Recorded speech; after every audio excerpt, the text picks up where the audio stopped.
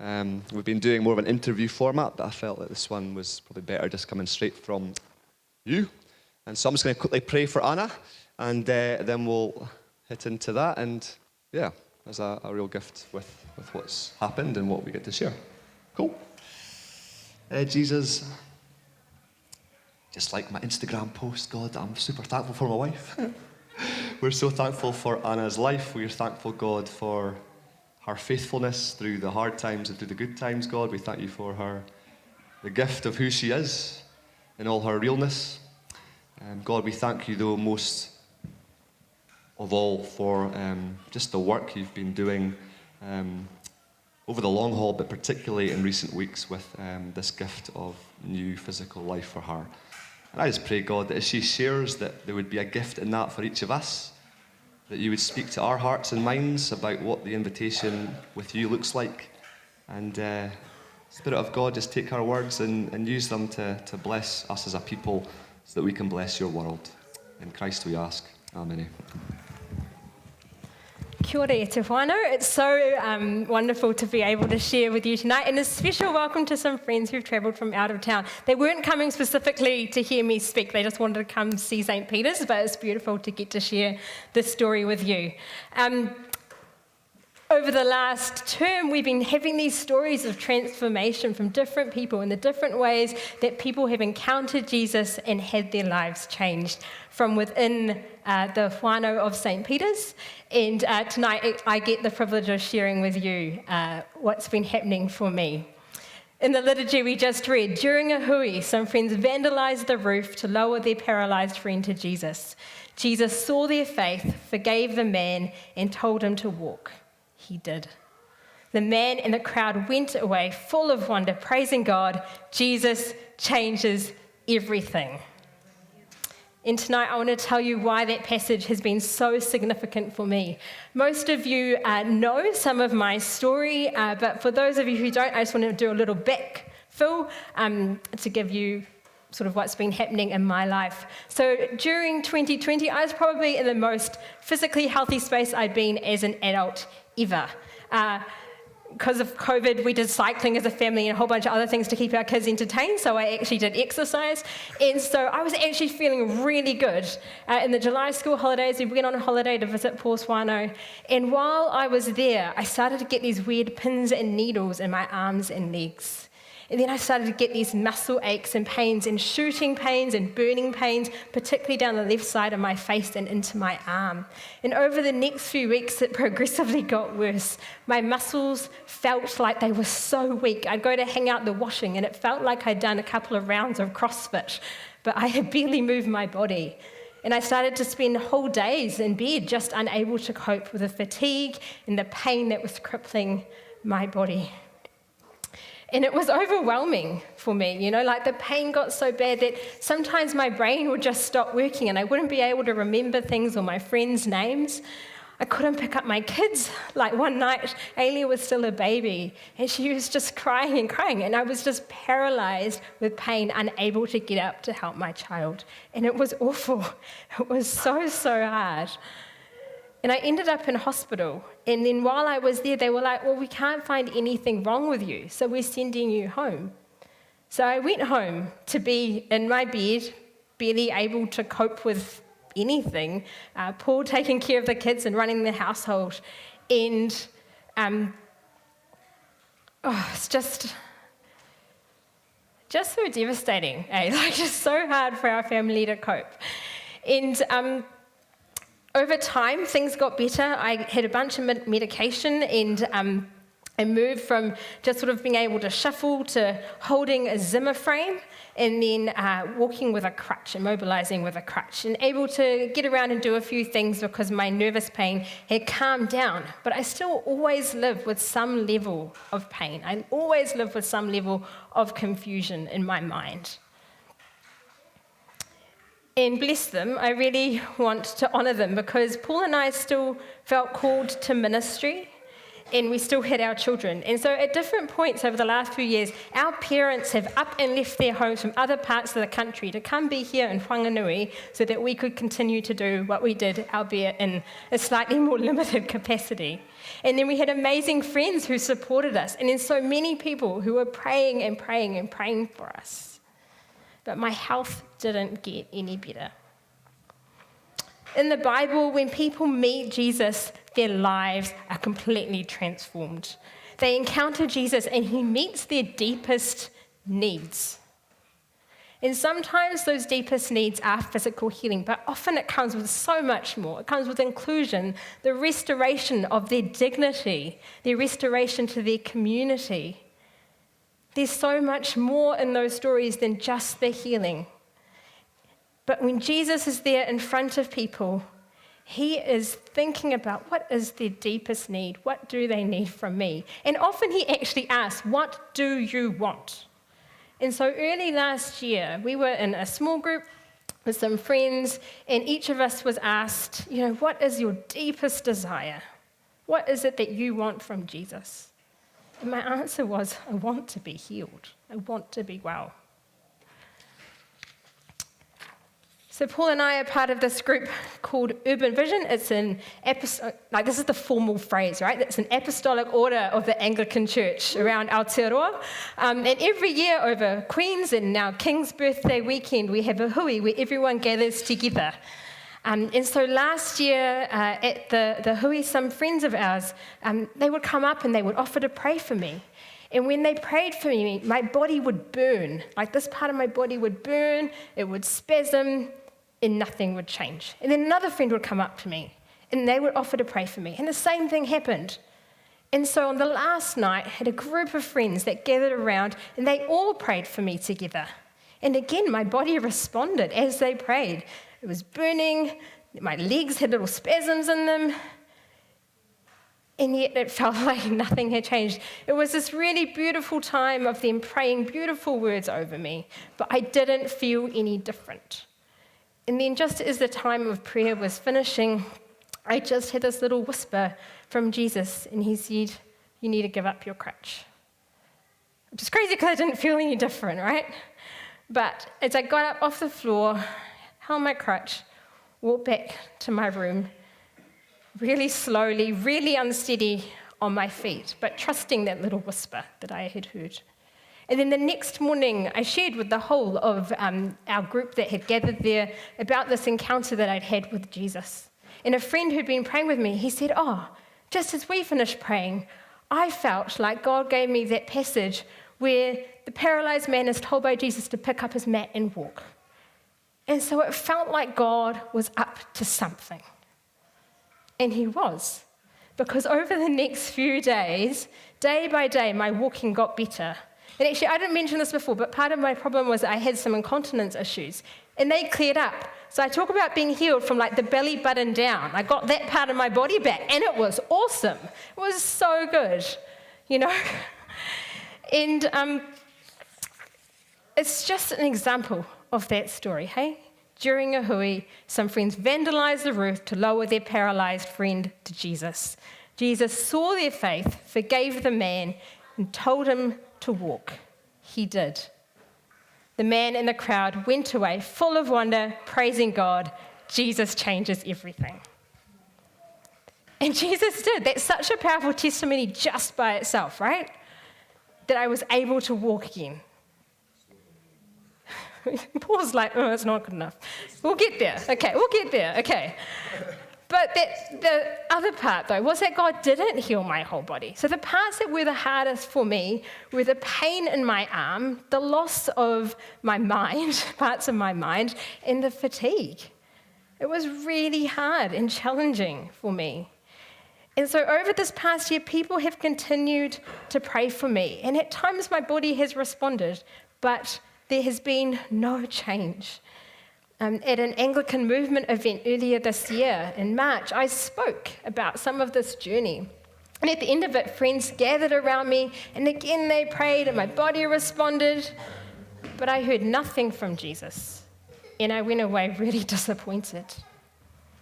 And then in May this year, I finally got an appointment with a neurosurgeon because they'd found something in my spine that was abnormal. And we thought, oh, this must be it. This must be the thing that's going to explain what's going on with my body.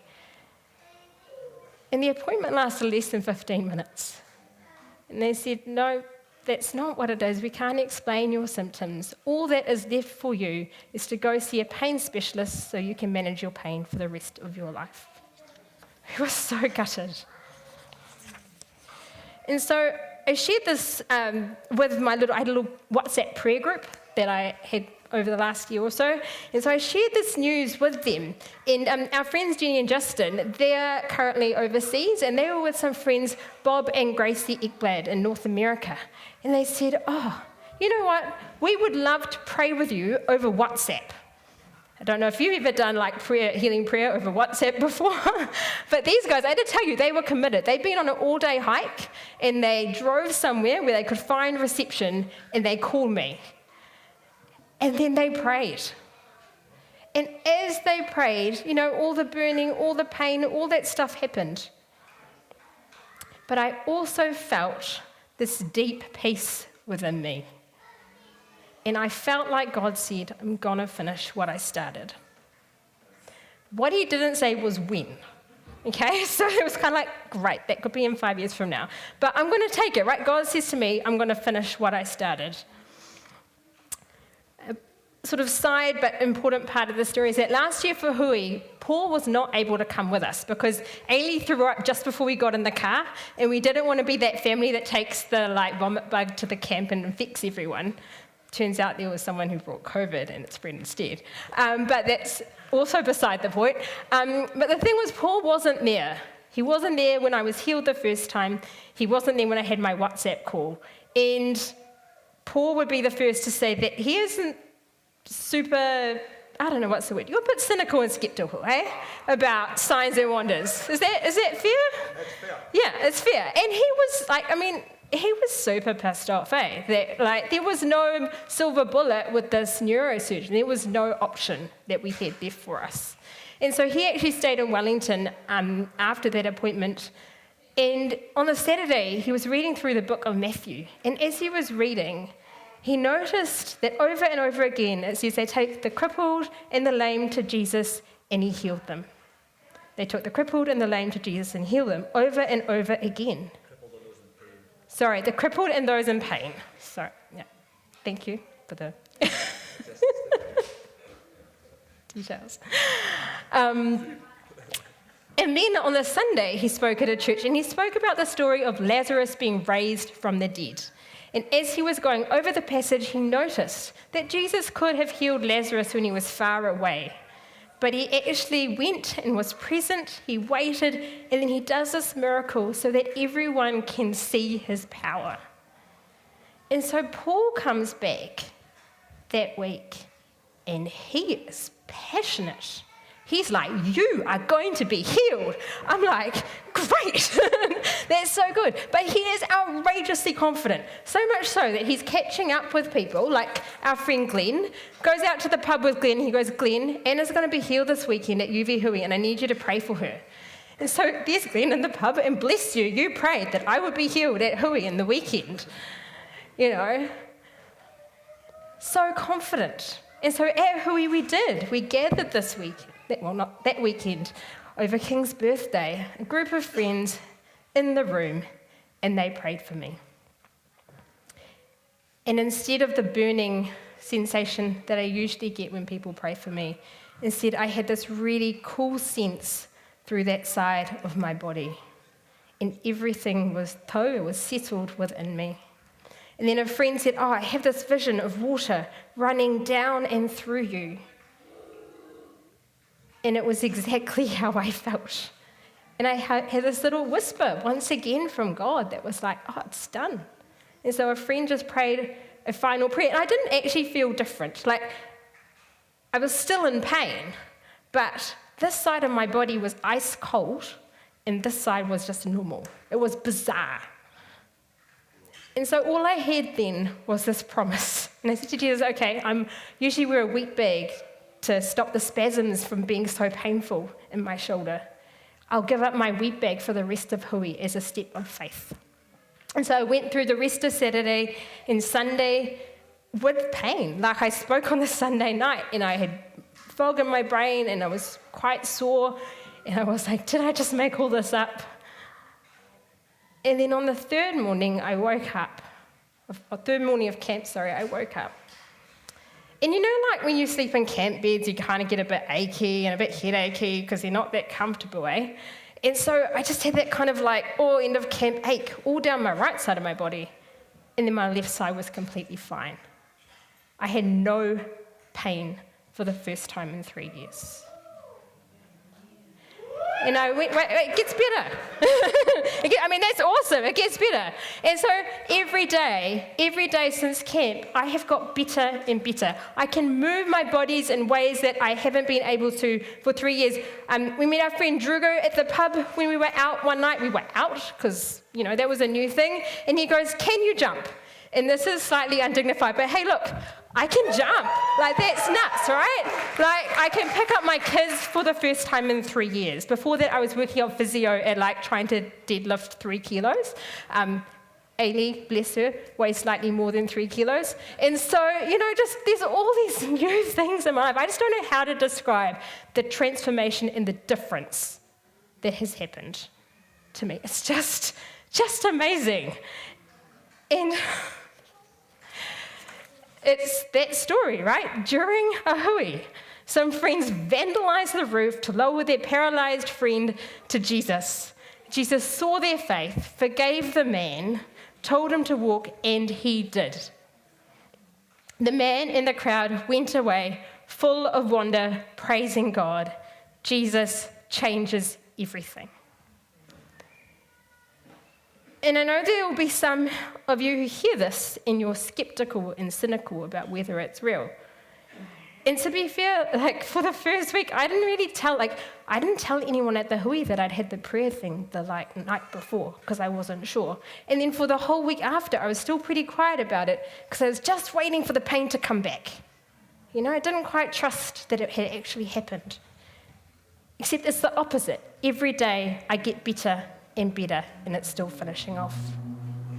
And I know for others of you, actually for me, hearing this story is painful and can be disappointing because we know of so many times that there have been faithful prayers where there hasn't been the miraculous healing that we've asked for our friends.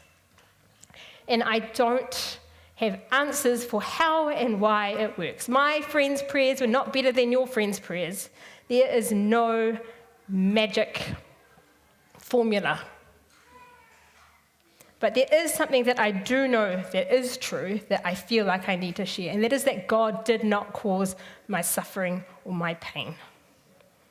When I was writing my notes during this week, Ailey came into my room. So she hasn't got a memory of me from when I was well before, And I said to her, who healed Mummy? She goes, Jesus. I was like, yes, parenting one right there.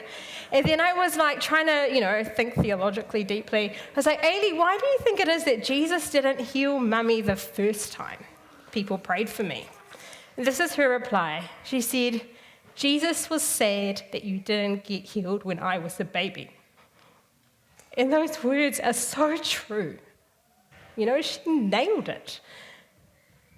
Jesus is with us in our pain and our suffering and our disappointment. There is no grand plan in my family's pain and suffering that we've had. There's no greater purpose. There's things I have learned, of course, from long suffering in my health journey. But that wasn't some sort of grand plan from God. No, instead, the God that healed me is a God who is with us in the worst of our pain.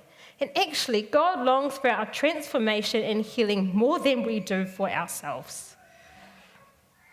So I just want to be really clear about that. There's also some other reflections that I've had while I've been prayed for hundreds of times over the last 3 years. Are you guys still with me? Are we still good? Cool.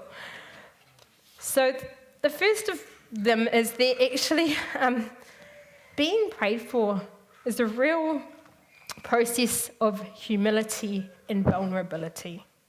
To be prayed for and offer yourself for prayer over and over again. And I'm going to say there's some things about it that are really super uncomfortable. Like when you're a person of color and someone says to you, oh, what about if it's something in your generational line? There's a little bit of a flare that goes like, hang on, but it wasn't unsafe. It felt uncomfortable. But to have the posture of humility to be able to say, you know what, I don't know, but I want you to pray for it anyway. Or, as people ask you questions about what's happening in your life, you uncover things that are barriers between, I uncovered barriers that were there between me and God, things that I had put in place, things that we would call sin. And so I would have to confess them in front of a whole bunch of people. That's vulnerable. And so I'm not sharing this to tell you that I am amazing. I'm sharing this to tell you that I was desperate. I was desperate to be healed, and so therefore I had to be open and I had to be humble. Putting yourself out there for prayer is a process of being humble and being vulnerable. And I say this to encourage you. If you are someone who has or is in that process of something that you desperately long for Jesus to transform in your life, to keep that posture of openness, to keep that posture of humility, to say what it is that you want from Jesus, and to expect that there will be a moment of breakthrough for you. Something I didn't share when I was describing the people that were praying for me is that the times that my body responded, whether I was healed or not, were the times that people prayed with authority, or asked me to pray with authority. And that word authority is a bit gross, maybe, for some of us. It sounds kind of shouty or ragey, but actually it was something that was really gentle.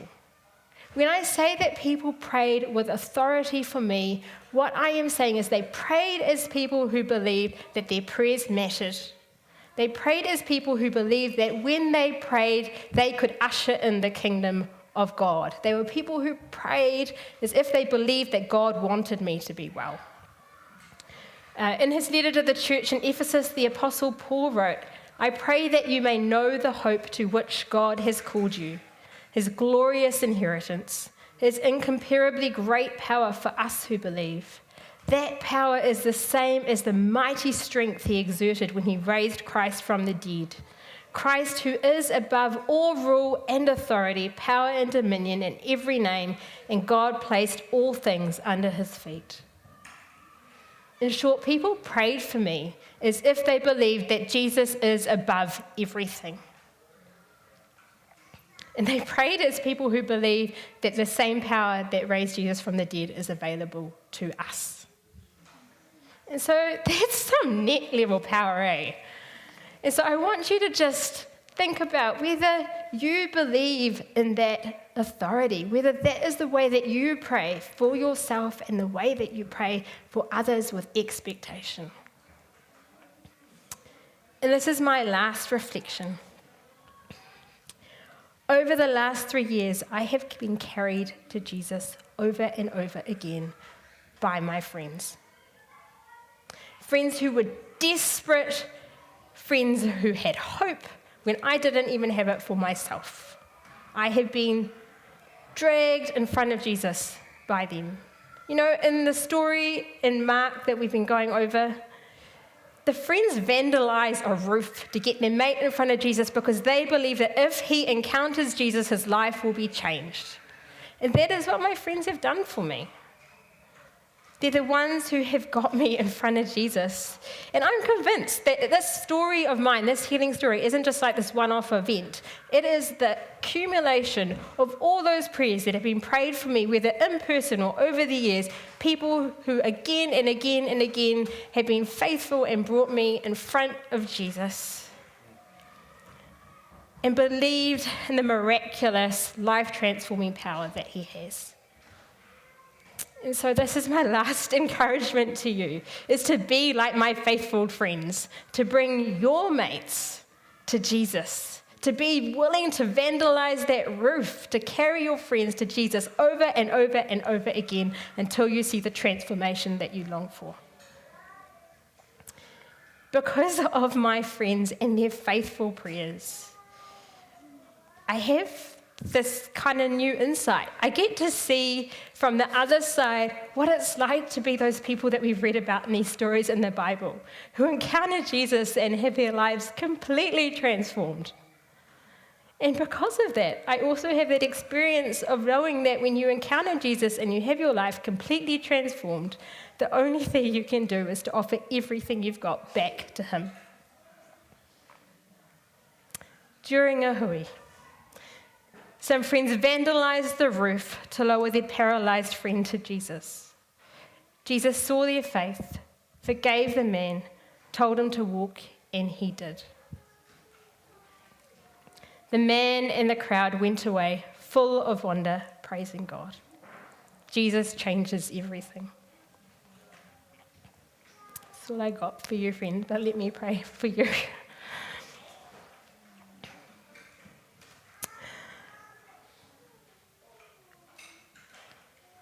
Jesus, oh, I'm so thankful.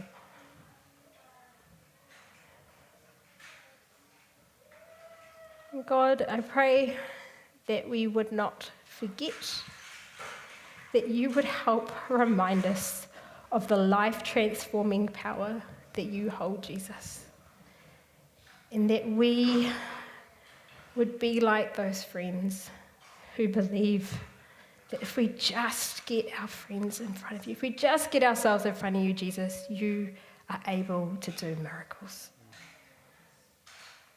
So I just pray blessing over us, that we would have heard your voice tonight and carry that with us into the days and weeks ahead.